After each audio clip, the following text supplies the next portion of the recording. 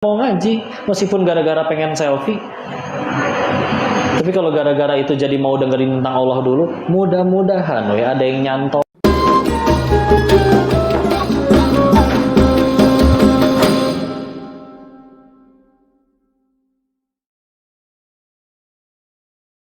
Bagaimana cara agar kita itu semua tetap semangat untuk datang ke kajian tanpa memandang siapapun yang menyampaikan. Yang penting ilmunya itu yang harus kita tanamkan. Solusinya kok.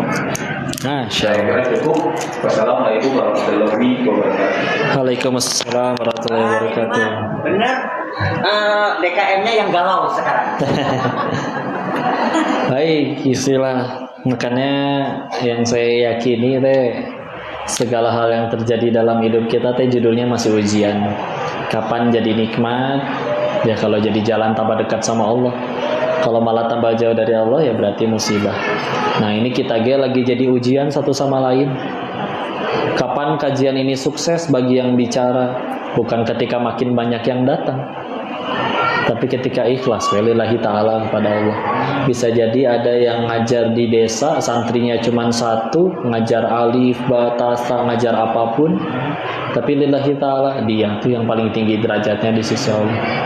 Daripada bicara makin banyak yang datang terus malah jadi lupa bahwa popularitas cuma alat untuk mengenalin Allah ke semakin banyak orang. Terus dia malah lupa, malah sibuk mengagungkan dirinya. Wah, yang duduk dan dengarkan bisa dapat kebaikan, yang bicara malah cilaka dibakar sendiri hidup-hidup. Hanya kalau kayak gini doain ya Allah, ning kongko. Mudah-mudahan ngamalin apa yang dia ucapkan. Ya. Dan bagi yang datang juga sama ujian, seperti yang tadi disebut. Kalau niatnya benar-benar pengen Allah, meskipun apapun, siapapun yang bicara dan yang lain-lain, kalau niatnya beneran kepada Allah, bismillah weh, pasti jadi amal. Bahkan kalau yang bicaranya nggak jadi datang, dan siapapun yang bicara nggak bisa nyelamatin siapapun ke surganya Allah dengan pasti, tanpa seizin Allah. Nyelamatin diri sendiri aja belum tentu bisa. Terus kok kenapa tetap masih mau ngajak ngaji? Dan mumpung lagi diujinya kayak gini, lagi dikasih wadah untuk jadi bisa ngomongin Allah. Sama kan tadi popularitasnya cuma alat. Bisa saya pakai buat ngajakin maksiat. Misalkan saya flexing lah atau apa misal. Tapi mumpung ada yang mau denger, gara-gara itu ini misalkan jadi rame, dan saya nggak minta kayak begini. Dulu dinasehatin sama Ko Stephen Indrawibowo waktu itu, almarhum MCI, berdoanya gini kok, matikan saya ya Allah kalau dakwah saya nggak jadi manfaat. Buat apa hidup nambah kuota siksaan dosa mah ngapain? Saya tambahin ya Allah, jangan buat diri ini dikenal orang kalau itu malah membuat hamba masuk neraka. Jauh sebelum bikin TikTok. Tahu-tahu episodenya gini. Terus kayak gini, aduh takut ini jadi nggak mau ngaji nggak mau terima kajian. Mumpung ada yang pada mau ngaji, meskipun gara-gara pengen selfie. Tapi kalau gara-gara itu jadi mau dengerin tentang Allah dulu, mudah-mudahan ada yang nyantol. Karena kalau kuliah pengen jadi orang jago bahasa ngomong Inggris ada, pengen jadi arsitektur ada kuliahnya. Ya kan ke surga nggak ada kuliah jurusan surga itu. Ya alhamdulillah Islam punya solusinya. Ya udahlah, bismillah, mudah-mudahan tetap dijaga niatnya. Saling saya ngingetin bab tentang niat ya. Ini salah satu yang paling menampar saya tentang niat ya, begini, ini adalah nasihat tentang niat dari Imam Al-Qurtubi.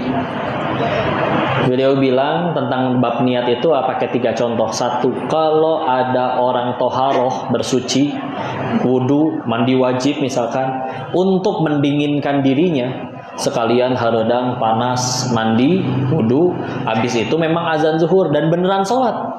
Kata Imam Al-Qurtubi, itu belum cukup untuk membuat amalnya diterima. 1. 2, kalau ada orang saum, puasa untuk kesehatan lambungnya, kata dokter saya udah harus diet, sekalian besok Senin. Maka kata Imam Al-Qurtubi sama, itu juga belum cukup untuk membuat amalmu diterima. 3, kalau ada yang jadi imam sholat, terus dia sengaja memperlama rukunya, karena pas lagi ruku kelihatan keintip ada yang lagi masbuk, pengen lari, pengen ikut masbuk. Kalau dia ikutnya pas lagi ruku kan dia nggak harus ngulang rakaat. Jadi tujuannya pengen supaya dia bisa masbuk. Kata Imam Al-Qurtubi, itu juga tidak boleh dilakukan. Meskipun nanti kalau ada pendapat yang lain nggak apa-apa ya. Tapi ini cara Imam Qurtubi menjaga niat. Kenapa? Karena tiga-tiganya ranah ibadah dan satu-satunya zat yang layak diibadahi hanya Allah. Terus kita ngelakuin ada niatan untuk hal yang lain selain Allah dalam ibadah kita, beliau nggak berasa yakin, nggak merasa layak melakukan itu. Meskipun nanti akan ada yang tanya, kok kan Allah baik, pelacur ngasih minum seekor anjing aja diampuni. Beliau ngerasa, saya belum tentu lebih baik dari pelacur itu. Kata siapa saya layak mendapat ampunan? Ya orang soleh mah gitu ya, merasa soleh itu salah, merasa salah itu soleh. Nah, cara beliau ngejaganya kayak gitu, karena perintahnya jelas, wama umiru illa liya'budullaha mukhlishina lahuddin. Dan tidaklah kita itu diperintahkan kecuali untuk beribadah mukhlis kepada Allah. Suka susu sapi murni tidak? Suka susu sapi murni? Suka. Kalau dicampur tai sapinya sesendok mau? Sesendok teh? Setengah sendok? Dikocek lah mau katingan. Masih bungen nih. Oh berarti kita aja pengennya yang murni. Masa ke Allah kita campur adukin? Pas nginget itu, nasihat tentang itu, pas ngaji tafsir tentang itu teh, ya Allah berarti amalan saya yang mana yang diterima ya Allah? Sok sing lurus ya, bukan karena siapanya atau apanya. Punten, nyampe ke kajian, ustadznya bicaranya misalkan punten, memang ternyata suaranya pelan, lalu bikin kita ngantuk dan materinya pun udah dengar semua. Tetap namanya taman-taman surga. Tetap jadi pahala, tetap jadi kebaikan, dan ketiduran di majelis ilmu lebih baik daripada ketiduran di tempat lain. Meskipun ya kalau bisa jangan ketiduran ya. Ya ingat itu aja lah. Mudah-mudahan Allah jaga niat kita. Dan kalau niatnya kayak alamat ya, secanggih apapun ekspedisinya, alamatnya salah, ya nyasar ya. Nah ini mudah-mudahan keterima sama Allah ya. Semoga tetap bisa menghadiri seramai mungkin siapapun yang bicara ya. Wallahu a'lam bishawab.